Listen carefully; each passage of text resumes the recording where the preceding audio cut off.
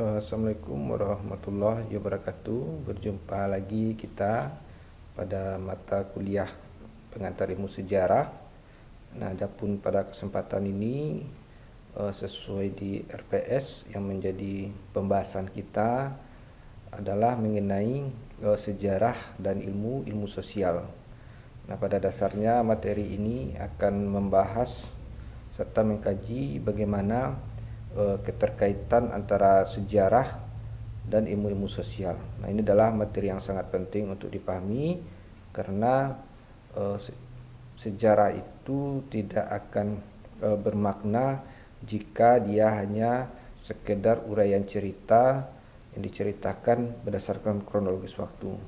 Tetapi harus diingat bahwa sejarah akan lebih menarik, bermakna, akan lebih ilmiah jika sejarah itu dikombinasikan dengan multi dimensi, multi pendekatan, atau dikombinasikan nanti dengan pendekatan-pendekatan ilmu sosial. Nah, sehingga pada pembahasan ini nanti akan kita kaji bagaimana keterkaitan sejarah dan ilmu sosial yang lainnya, serta apa kontribusi sumbangan dari ilmu sosial itu sendiri terhadap ilmu sejarah.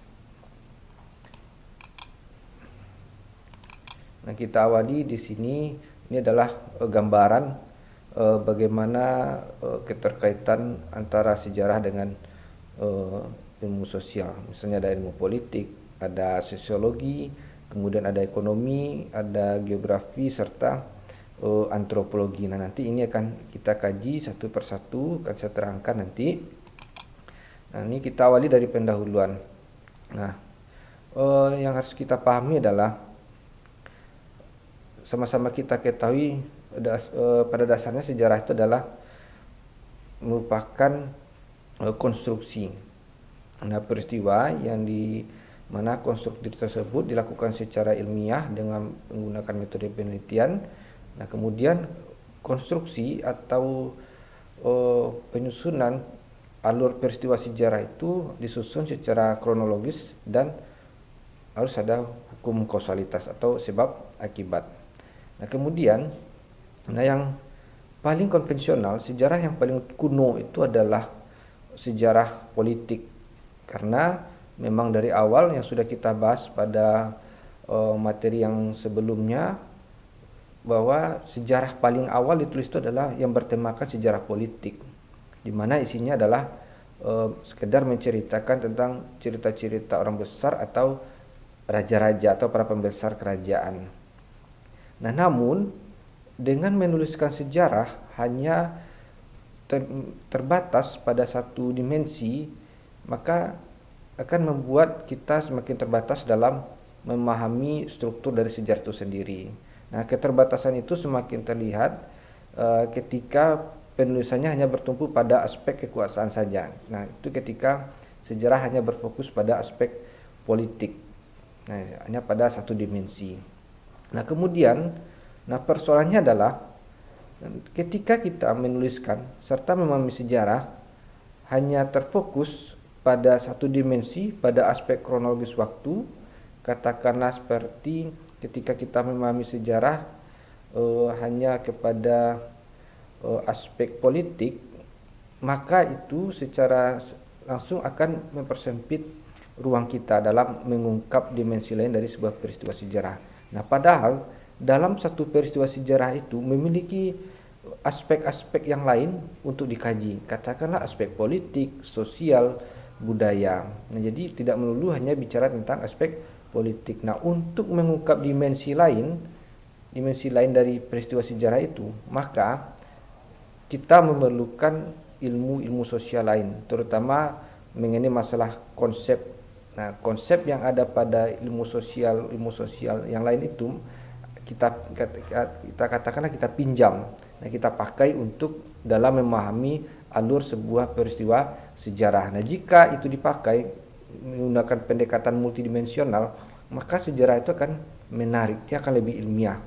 Nah, jadi dia tidak hanya sekedar cerita peristiwa yang diceritakan dari awal sampai akhir. Nah, kalau itu sejarah hanya akan menjadi membuat sejarah itu membosankan.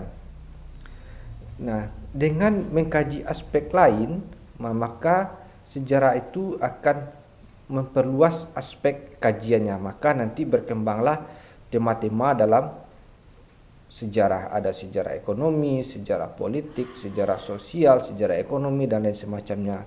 Nah, tema-tema itu berkembang karena sejarah sudah memakai konsep-konsep yang ada pada ilmu sosial lainnya. Nah, maka untuk menggali aspek lain tersebut, sejarah memerlukan ilmu sosial lainnya dipakai sebagai ilmu bantu dalam keilmuan sejarah, baik dalam penelitian maupun dalam penulisannya. Mengapa penting penggunaan ilmu sosial dalam kajian sejarah? Nah, ini saya kutip dari salah satu sejarawan Indonesia, Sartono Kartodirjo. Nah, pentingnya penggunaan ilmu sosial dalam kajian sejarah. Yang pertama adalah ada rasa kekurangan atau tidak relevan lagi atau ketidakpuasan ketika orang membaca sejarah atau meneliti sejarah, bahwa sejarah yang deskriptif naratif hanya sekedar menceritakan tentang persoalan peristiwa itu dirasa sudah tidak memuaskan, tidak up to date, katakan seperti itu, atau tidak memiliki relevan dengan perkembangan ilmu pengetahuan, terutama pada ilmu sosial. Nah, itu persoalannya, karena deskriptif naratif itu sudah tidak memuaskan lagi dalam menjelaskan bahwa dalam satu peristiwa sejarah tersebut menyimpan persoalan yang sangat kompleks, tidak hanya tentang narasi tentang kronologis waktu sejarah, tetapi ada aspek-aspek lain. Nah, kemudian yang kedua, pendekatan multidimensional. Nah, untuk memahami persoalan yang kompleks tersebut, maka sejarah harus atau meminjam kepada konsep ilmu sosial. Nah, untuk memahami persoalan yang kompleks tersebut. Nah, misalnya ketika kita bicara tentang sejarah ekonomi, bicara mengenai suatu perkembangan masyarakat atau kemiskinan, maka sejarah tidak memiliki konsep untuk memahami tentang kemiskinan tersebut. Mengapa kemiskinan itu ada? Katakanlah kemiskinan soal konflik. Mengapa muncul konflik? Nah, untuk membahas atau mengupas tentang mengapa muncul konflik, maka kita harus meminjam konsep ilmu sosial. Katakan kalau kita bicara tentang kemiskinan, itu kita akan memakai konsep dalam ilmu ekonomi. Kalau kita bicara tentang konflik, maka itu akan erat kaitannya dengan sosiologi. Nah, untuk memahami persoalan konflik tersebut, maka diperlukanlah pendekatan yang multidimensional menggunakan ilmu-ilmu sosial lainnya. Nah, kemudian yang ketiga adalah, ketika sejarah menggunakan teori ilmu sosial, mampu menjelaskan berbagai macam aspek atau faktor-faktor yang berkembang di tengah masyarakat tersebut. Nah, itu kita menggunakan teori-teori ilmu sosial kan untuk memperdalam kajian serta menjelaskan suatu fenomena dalam sebuah peristiwa sejarah tersebut. Nah, kemudian yang keempat, ketika kita memakai teori dalam ilmu sosial, maka teori tersebut akan membantu kita, katakanlah sejarawan, untuk menganalisa suatu perubahan yang terjadi dalam masyarakat dalam jangkauan yang lebih luas. Nah, untuk membantu kita, maka kita membutuhkan teori. Teori itu adalah sebagai pisau pembedah dalam mengkaji suatu fenomena. Nah, kemudian ketika kita menggunakan ilmu sosial sebagai alat bantu dalam kajian sejarah, maka studi sejarah tidak lagi terbatas hanya pertanyaan pada kapan, apa, dan di mana, tetapi juga harus menyelidiki struktur. Mengapa bisa peristiwa itu terjadi dan di mana, apa penyebabnya. Nah, maka untuk memperdalam kajian tersebut, maka diperlukanlah ilmu-ilmu sosial sebagai alat bantu sejarah.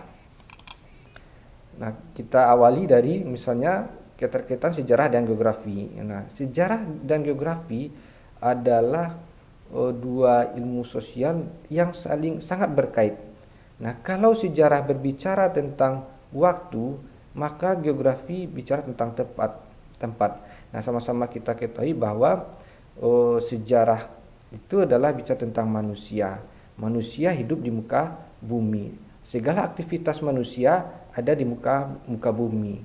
Dan juga persoalan manusia, perkembangan umat manusia, perkembangan sejarah, kebudayaan suatu masyarakat dalam periode tertentu itu juga sangat dipengaruhi oleh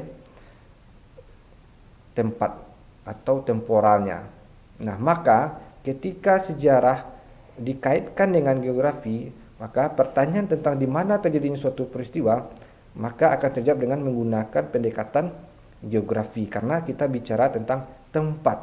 Karena aktivitas manusia, saya katakan tadi bahwa dia terjadi di atas bumi, termasuk sejarahnya, kebudayaannya itu juga dipengaruhi oleh di mana dia berada. Maka untuk menjawabnya kita menggunakan pendekatan geografi. Nah, keterkaitan lainnya adalah kita akan mengetahui bagaimana suatu daerah dengan geografisnya dapat mempengaruhi perkembangan umat manusia. Nah, itu saya katakan tadi bahwa manusia yang berada di muka bumi itu sangat dipengaruhi oleh geografisnya. Nah, misalnya ketika kita bicara tentang perkembangan umat manusia, baik kita bicara tentang aspek sosial, budaya, politik, itu juga ada kontribusi dari wilayah tempat tinggal atau geografisnya. Nah, misalnya kalau kita bicara tentang mengapa Nusantara dahulu begitu banyak disinggahi oleh para pedagang, nah itu bisa kita lihat dari aspek geografi, dari pendekatan geografis.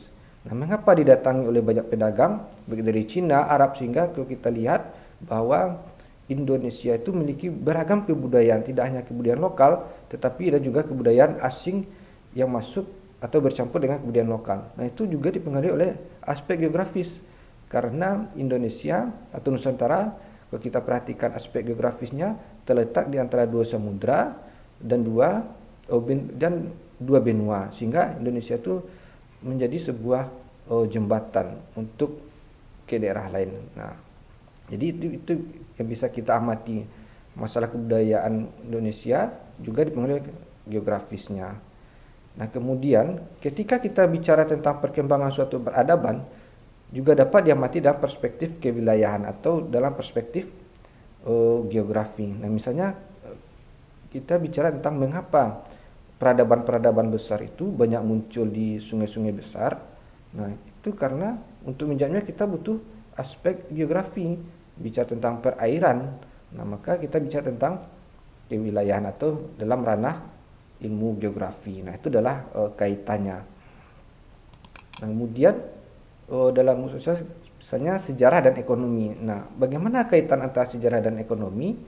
Nah, karena fokus kajian ekonomi itu adalah mengenai tentang aktivitas dagang, terutama untung dan rugi. Nah, maka kita juga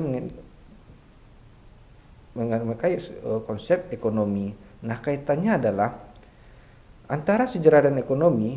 Nah, kita akan mengacu pada konteks perubahan, naik dan turunnya harga dalam ruang dan waktu tertentu. Nah, misalnya kita bicara tentang sejarah ekonomi. Nah, mengapa misalnya VOC selalu rugi, sehingga itulah salah satu yang menyebabkan mundurnya VOC. Nah, kita harus melihat dalam perspektif ekonomi, bagaimana sistem dagang dijalankan oleh VOC, bagaimana sistem barter pada saat tersebut.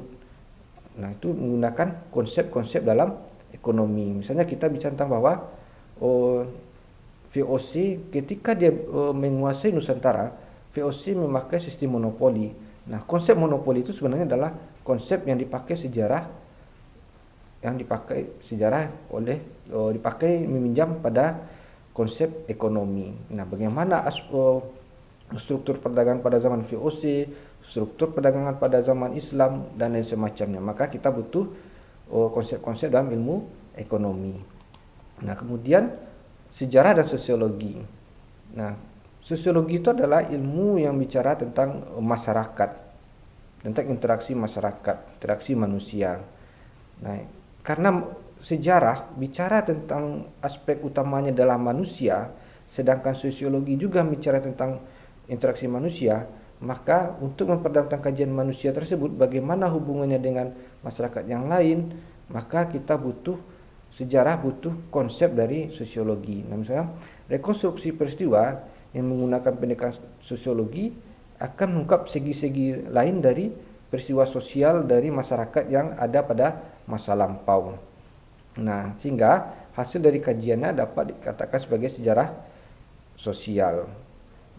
Kemudian dengan menggunakan sosiologi dalam kajian sejarah, nah dia akan bertujuan untuk memberikan arti subjektif dalam perilaku sosial masyarakat. Nah, itulah sekitar sejarah dengan sosiologi.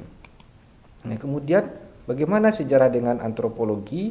Nah, kaitannya adalah antropologi itu adalah mengkaji tentang kebudayaan, terutama kebudayaan masyarakat, kebudayaan manusia. Nah, untuk membicarakan tentang bagaimana perkembangan sebuah peradaban, sebuah kebudayaan, tidak cukup hanya berdasarkan dalam perspektif sejarah, tetapi kita membutuhkan konsep-konsep dalam antropologi. Nah, persinggungannya adalah antara sejarah dan antropologi sama-sama mempelajari tentang manusia. Nah, saja kita mempelajari tentang bagaimana munculnya kebudayaan dalam suatu masyarakat atau manusia. Nah, untuk menjawab tentang munculan sebuah kebudayaan, maka kita membutuhkan antropologi. Bagaimana perkembangan pasang surutnya, kita butuh sejarah untuk menjawabnya. Begitupun antropologi. Tidak hanya sejarah yang membutuhkan antropologi, tetapi antropologi pun membutuhkan pendekatan sejarah dalam membahas kajiannya. Nah, kemudian jika sejarah memberikan gambaran tentang kehidupan manusia pada masa lampau, nah, maka dalam kehidupan manusia tersebut juga ada kebudayaan, seperti kepercayaan pencarian atau yang bisa kita pahami adalah 7 unsur kebudayaan oleh Selo Sumarjan. Nah, untuk mengetahui bagaimana kehidupan manusia tentang masa lampau, terutama berkaitan dengan kebudayaan, maka kita butuh yang namanya antropologi. Nah, jadi dia saling berkait. Nah, pada dasarnya tidak ada ilmu yang mampu berdiri sendiri tanpa bantuan dengan ilmu-ilmu yang lain. Nah, sejarah pun demikian. Sejarah akan lebih menarik, akan lebih mendalam, kajiannya akan lebih ilmiah jika kita menggunakan multidimensi dalam memahami aspek atau sebuah peristiwa sejarah. Jadi tidak cukup hanya menguraikan kronologis waktu sejarah, tetapi sejarah terus multidimensional, multidimensi approach atau multidimensi pendekatan yang beragam untuk membuat sejarah itu menjadi lebih menarik. Nah, ini bisa kita lihat bagaimana hubungannya. Nah, sejarah itu ini adalah diagram Venn-nya. Kita lihat bagaimana kaitannya. Nah, itu saja mungkin pembahasan materi pada hari ini. Semoga ini bermanfaat, memberikan pencerahan untuk kita semua. Terima kasih. Assalamualaikum warahmatullahi wabarakatuh.